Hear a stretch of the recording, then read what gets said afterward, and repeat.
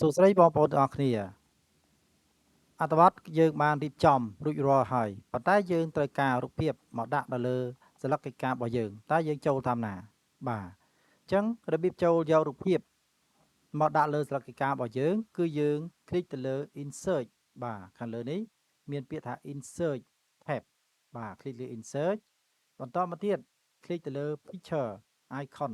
អានេះហៅថា picture icon បាទបន្តទៀតយើងคลิกទៅលើ this device នេះ this device បាទបន្តមកទៀតយើងទាញ scroll bar រកមើល folder ណាដែលយើងទុករូបភាពបាទអញ្ចឹងរូបភាពដែលខ្ញុំទុកគឺនៅក្នុង folder បោកអ៊ុតបាទคลิกទៅលើ folder បោកអ៊ុតដល់បោកคลิกមកបន្តទៀតយើងរើសយករូបភាពណាមួយយកមកដាក់លើសិលឹកកិច្ចការរបស់យើងបាទឥឡូវខ្ញុំឆ្លាញ់រូបភាពម៉ូតូនេះបាទអ្នកជិះម៉ូតូនេះចុចចំរូបជិះម៉ូតូហើយคลิกទៅលើ insert button បាទចាប់វារំកិលឡើងទៅលើចុចចំទាញឡើងទៅលើហើយយើងទាញប្រូមវាបាទព្រិចប្រូមនេះចែងនេះចែងខាងនេះគឺយើងអាចទាញប្រូមចូលបានឬក៏ចែងខាងនេះយើងអាចទាញចូលបានណាអញ្ចឹងយើងទាញព្រិចប្រូមនៅអឺ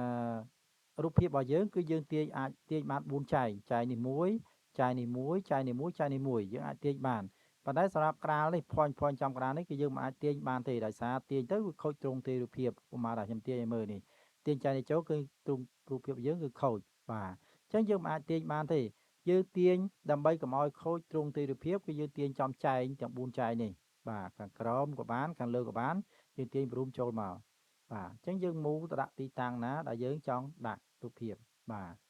យើងចូលយករូបភាពដាក់តទៅទៀត click insert tab click picture icon click this device រួចហើយរើសយករូបភាពមួយមកចុចចំរូបភាព click លើ insert button បាទអញ្ចឹងទាញប្រូមរូបភាពនេះចាប់ទាញឡើងចែងចូលមកបាទហើយចាប់ទាញមូលឡើងទៅលើឬទីតាំងទុកឲ្យបានត្រឹមត្រូវប្រូមតទៅទៀតឲ្យទូចតទៅទៀតបាទនេះចាប់មកបាទអញ្ចឹងចង់បានរូបភាពទៀតគឺយើង click insert tab click picture icon click this device បាទចុចទៅលើរូបភាពម៉ូតូនេះ click insert បាទ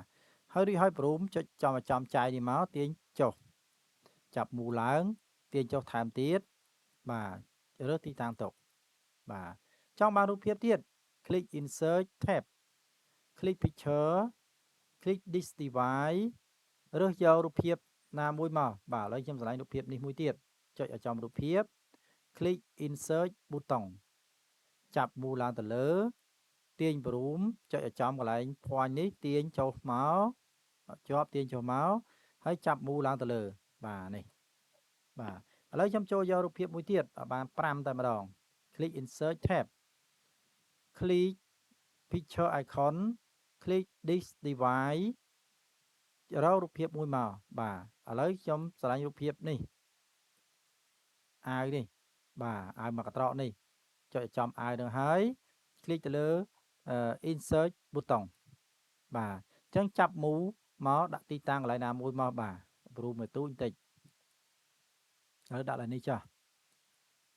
បាទអញ្ចឹងរូបភាពដែលយើងទាញមកគឺមានចំនួន5យើងអាចដាក់នៅលើសកម្មភាពរបស់យើងបាន5រូបភាពនេះបាទ